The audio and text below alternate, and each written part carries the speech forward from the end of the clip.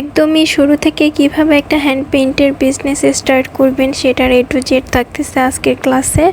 তো আজকে হচ্ছে ফ্রি হ্যান্ড পেইন্টের 15 নম্বর ক্লাস। তো আপনারা হচ্ছে আমার আর্ট দেখে তো আর্টগুলো শিখে নিতে পারবেন, কিন্তু কিভাবে একটা বিজনেস স্টার্ট করবেন সেটা অনেকেই জানেন না।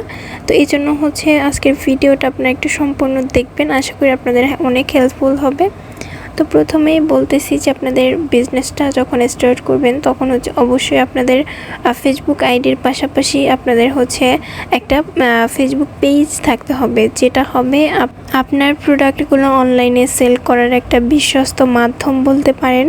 কারণ আপনি আপনার প্রোডাক্টগুলো শুধুমাত্র কিন্তু আপনার ফেসবুক আইডির মাধ্যমে সেল করতে পারবেন না, কারণ তখন যদি আপনার কাস্টমার হচ্ছে কিনতে চায় আপনার ইনবক্সে কিন্তু অবশ্যই জিজ্ঞাসা করবে যে আপু আপনার কোনো শপ বা হচ্ছে অনলাইন পেজ আছে কিনা, কারণ পেজ না থাকলে মানুষ ট্রাস্ট করে না। আপনি যখনই একটা পেজ খুলে সেখানে আপনার কাজের হচ্ছে ছবি ভিডিও প্রতিনিয়ত হচ্ছে পোস্ট করতে থাকবেন। আপনি আর্ট করে একটা ড্রেস রেডি করতেছেন, সেটার হচ্ছে টুকিটাকি ভিডিও করে তারপর হচ্ছে আপনার ফেসবুক পেজে যদি আপলোড করেন, সেখানে অবশ্যই মানুষ হচ্ছে একটা বিশ্বস্তের জায়গা পায় যে না আসলে উনি এই কাজটা করে, এই প্রোডাক্টগুলো যদি ওনার কাছে অর্ডার দিই তাহলে উনি দিবে, এরকম একটা বিশ্বাসযোগ্য হয়ে ওঠে।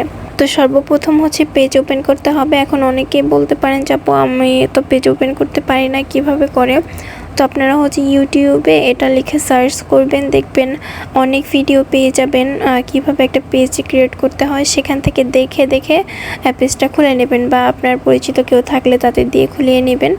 এরপর হচ্ছে একটা সুন্দর পেজে যে করবেন, ছবি দিবেন প্রোফাইলে, যে ওইটা সুন্দর দেখে একটা লোগো বানাবেন আপনার পেজের নামে, যাতে দেখতে প্রফেশনাল মনে হয়।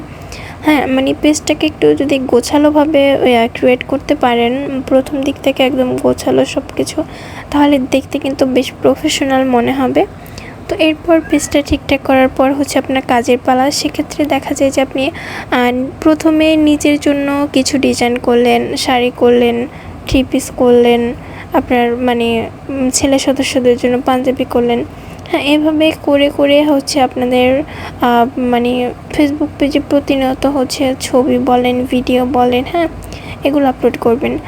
এভাবে করে হচ্ছে আপনি প্রতিদিন আপনার পেজে অ্যাক্টিভ থাকবেন। পেজের কিন্তু অ্যাক্টিভিটিটা অনেক বেশি ফোকাস করতে হবে, কারণ আপনি যদি পেজে একদিন পোস্ট করেন 2 দিন করেন না, তাহলে কিন্তু ওই পেজটা একদমই ডাউন হয়ে যাবে।